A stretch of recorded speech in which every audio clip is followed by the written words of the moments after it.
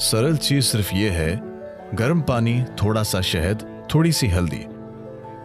Harvard विश्वविद्यालय एक शोध कर रहा है कि योग अभ्यास करने वाले क्या रोग से अच्छे से लड़ रहे हैं।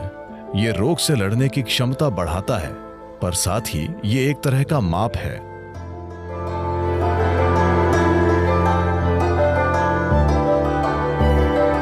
तो वे लोग जो एक जादू की छड़ी की तलाश में हैं, जो वायरस की स्थिति से बाहर निकालेगी। There is no magic wand. कोई जादू की छड़ी नहीं है। बहुत ही ईमानदार, जिम्मेदार कदम उठाने पड़ेंगे। जब लॉकडाउन हट जाएगा,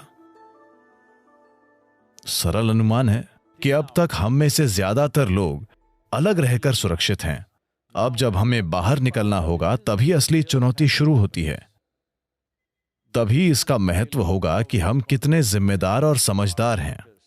लॉकडाउन खत्म होने पर जब आर्थिक प्रक्रिया शुरू होगी, तो सबसे अच्छी बात आप ये कर सकते हैं, अपने सिस्टम में रोगों से लड़ने की क्षमता बढ़ाना। हम आपको एक प्रोटोकॉल दे सकते हैं कि इसे कैसे किया जाए।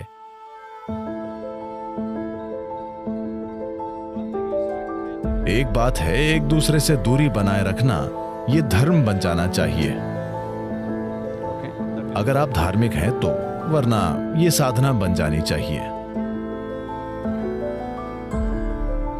तो सुबह ही साधना करने के लिए जाने से पहले आपको 8 से 12 नीम के पत्ते मुंह में रखने चाहिए। इसे चबाकर मुंह में रखना चाहिए। मुंह में होना बहुत महत्वपूर्ण है। मुंह के क्षेत्र में ये सबसे प्रभावी होते हैं। तो इसे अपने मुंह में रखें, 1 से 2 घंटे तक चबाएं, वहीं रहने दें। कुल्ला न करें, पिए मत, सिर्फ मुंह में रहने दें।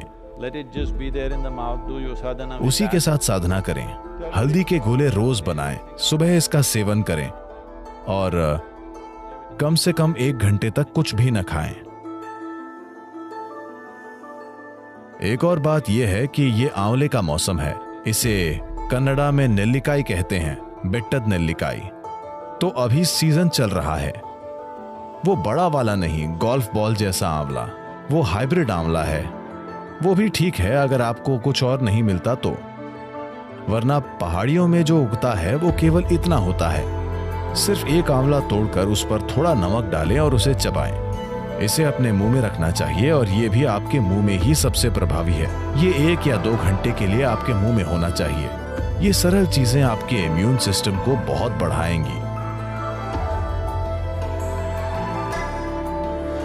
देखिए, कई पारंपरिक चीजें हैं जो हम कर सकते हैं इम्यूनिटी बढ़ाने के लिए। पिछले 39 साल से मैं इस सार्वजनिक जीवन में हूं। लगभग रोज कोई सार्वजनिक कार्यक्रम होता है, कार्यक्रम जिनमें मेरी कई सारे लोगों के प्रति प्रतिबद्धता होती है। मैंने एक भी कार्यक्रम इसलिए रद्द नहीं किया क्योंकि मैं बीमार था। हम एक सरल चीज करते हैं जब हम देखते हैं कि हम संक्रमण के संपर्क में हैं। जब हम यात्रा कर रहे हैं, अगर वहां वायरल संक्रमण या इन्फ्लुएंजा चल रहे हैं। मेरी अमेरिका की इन सभी वर्षों की यात्रा में मुझे इन्फ्लुएंजा नहीं होता जब यह बड़े पैमाने पर चल रहा होता है। सरल सी बात यही है, गर्म पानी, थोड़ा सा शहद, थोड़ी सी हल्दी और अगर हो सके तो इसमें थोड़ा पुदीना या धनिया।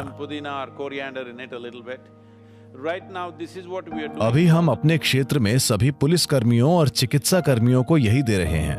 हम उन्हें नीलवेंबू कषायम दे रहे हैं, जो बहुत अच्छा काम करता है। डेंगू बुखार के समय हमने ये पूरे तमिलनाडु में किया था। इससे बहुत फर्क पड़ा। केवल सादा पानी पीने के बजाय अगर वे इसे पीते हैं तो मुझे लगता है कि ये निश्चित रूप से मदद करेगा। उससे मुझे सहायता मिली है। मैं सिर्फ दादी की बातें बता रहा हूँ, मेडिकल बातें नहीं, ठीक है? लेकिन इसने काम किया है। इसने मेरी दादी के लिए काम किया है और मेरे लिए भी।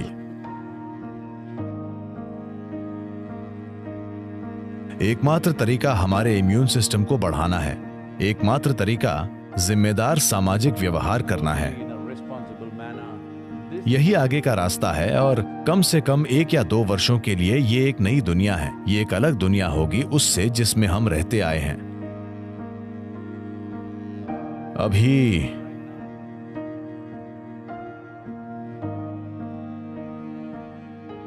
कई चीजें की जा रही हैं।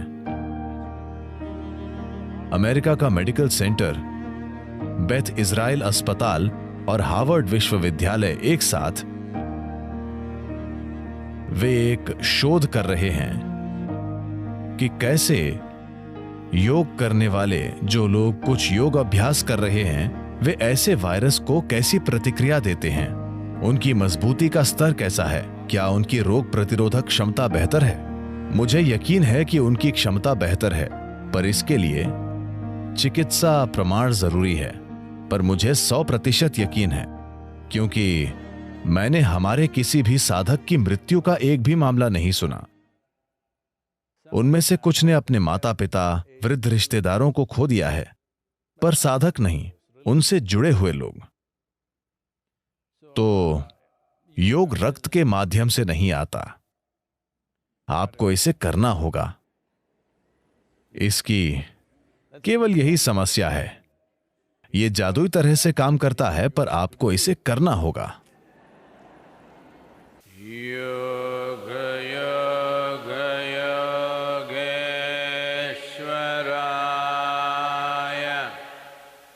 भूत भूत भूतेश्वराय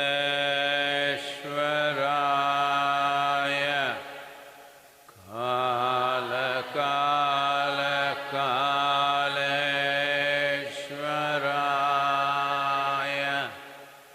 शिव शिव सर्वेश्वराय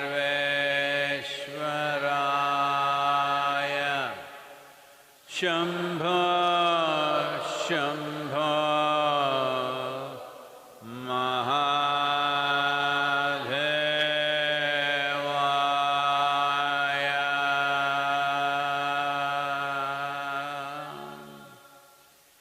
तो हम इस सरल मंत्र का उच्चारण करेंगे। आपको समझना चाहिए जिसे हम मंत्र कह रहे हैं वो बस ध्वनियों की एक विशेष ज्यामिति है। अगर उच्चारण ठीक से हो तो इस मंत्र को विशेष रूप से समत प्राण पैदा करने के लिए डिजाइन किया गया है। There are 5 dimensions of pranavayu in the system. शरीर में प्राणवायु के 5 आयाम हैं। समत प्राण का काम सांसों और विचार की प्रक्रिया को चलाना है और गर्मी पैदा करना है। वैसे प्राणवायु मूल रूप से सांसों और विचार प्रक्रिया को संभालती है, पर समत प्राण की आग के बिना प्राणवायु काम नहीं कर सकती। तो किसी भी प्रकार की क्रिया प्राणायाम करने से पहले कुछ गर्मी पैदा की जाती है, क्योंकि ऊष्मा पैदा किए बिना दूसरे आयाम वाकई सक्रिय नहीं हो सकते। तो एक चीज ऊष्मा पैदा करना है, क्योंकि यह आपकी इम्यूनिटी को भी बढ़ाएगा। यह न सोचो कि अब मैं क्रिया कर रहा हूं तो मैं गैर जिम्मेदार होकर बाहर जा सकता हूं। नहीं, मैंने कभी नहीं कहा कि आपकी क्रिया या मंत्र कोरोना का समाधान है। यह नहीं है, यह सिस्टम को मजबूत करता है। खैर, इम्यूनिटी का निर्माण रातों रात नहीं होगा, यह हमें पता होना चाहिए। मैं कहूंगा 4 से 8 सप्ताह में व्यक्ति के इम्यून सिस्टम में महत्वपूर्ण सुधार दिख सकता है। तो मंत्र का यह पैकेज और ईशा क्रिया आपके सिस्टम में संतुलन लाएगी। आइए इसका उपयोग अपनी भलाई के लिए करें। योग विज्ञान में कई चीजें हैं जो हम इम्यून सिस्टम को बढ़ाने के लिए कर सकते हैं। अभ्यासों की बात करें तो हम एक बहुत ही सरल शक्तिशाली प्रक्रिया भेंट कर रहे हैं, वो है सिंह क्रिया।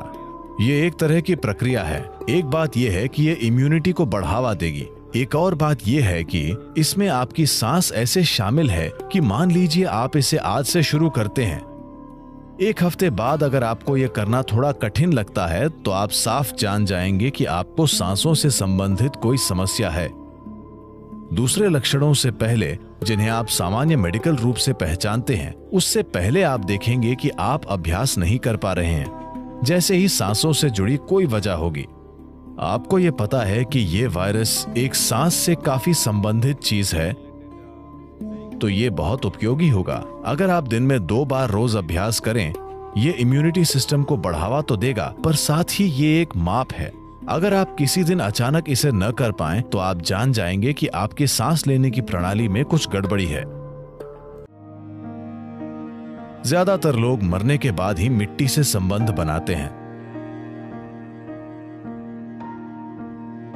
पर जीवित होते हुए मिट्टी के साथ संबंध विकसित करना बहुत महत्वपूर्ण है। मैं विशेष रूप से कहूंगा, अब वायरस के दिनों में यकीन कीजिए, आप में से जो किसी तरह से मिट्टी के संपर्क में हैं, Here we call this Prithvi Prema Seva. यहां हम इसे पृथ्वी प्रेम सेवा कहते हैं। मतलब कि मिट्टी से बहुत प्यार से जुड़ना, आपकी जीने की क्षमता, इस तरह के आक्रमण के विरोध करने की आपकी क्षमता बहुत बढ़ जाएगी। आपका जीना काफी नहीं है, ये महत्वपूर्ण है कि आप मजबूत रहें। मजबूत का मतलब ये नहीं है कि बड़ी मांसपेशियां बनाकर किसी पर हावी होना। इसका मतलब है यहां जीवन का दायरा बड़ा हो। इसके लिए एक ऐसा शरीर जरूरी है जो पूरे ग्रह को अपना विस्तार मानता है, जो कि ये है। तो ये बहुत महत्वपूर्ण है कि आप ये करें। आप सभी जो यहाँ ईशा योग केंद्र में हैं, हम आपके लिए कुछ प्रक्रियाएं निर्धारित करेंगे ताकि आप सभी 3 दिन में कम से कम एक बार अपने हाथों और पैरों को मिट्टी में लगाएं। बहुत महत्वपूर्ण है। और आप जहां भी हैं, अगर आपके पास एक छोटा सा बगीचा है, या आप वॉलंटियर कर सकते हैं कि आप किसी और के बगीचे में काम करेंगे। मेरा विश्वास कीजिए, हाँ, उन्हें मुफ्त का मजदूर मिलेगा, लेकिन ये मत सोचिए कि उन्हें ज्यादा मिल रहा है। आपको कहीं ज्यादा मिल रहा है, क्योंकि आपका मिट्टी से जुड़ा होना एक जबरदस्त अंतर पैदा करेगा आपके भौतिक शरीर से काम करने के तरीके में। अपने हाथों को मिट्टी में डालिए, ये बहुत जरूरी है। वरना आप में से जो लोग कुछ ज्यादा ही अमीर हैं और आप नहीं चाहते कि कोई आपको काम करते देखे, क्योंकि ये आपकी संपन्नता के लिए एक गलत छवि बन सकता है, आप मट बात ले सकते हैं। हाँ, वो भी एक तरीका है। ये आपके लिए जादुई होगा।